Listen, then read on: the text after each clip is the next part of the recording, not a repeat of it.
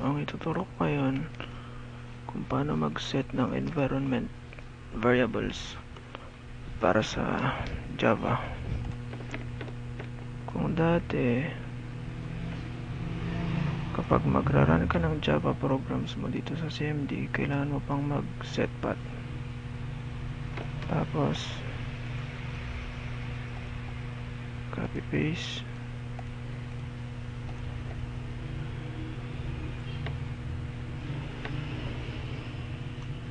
Set class path. Live. Pero dahil tamad tayong mga tao, magsiset na lang tayo ng environment variables para ma-access yung libraries ng Java.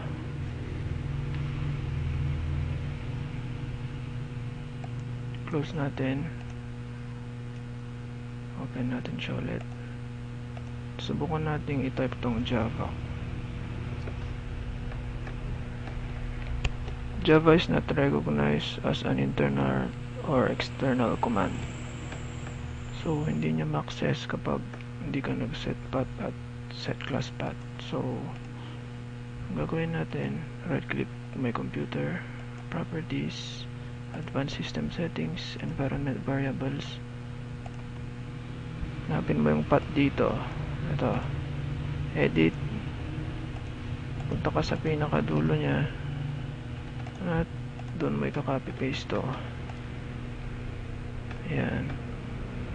Semicolon. Paste mo ulit.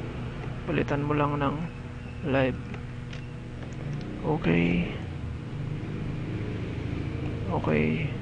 Okay. So, i-restart natin para mag-take effect. CMD. Ngayon, pag magja-Java ka, accessible na siya kagad. Yun lang.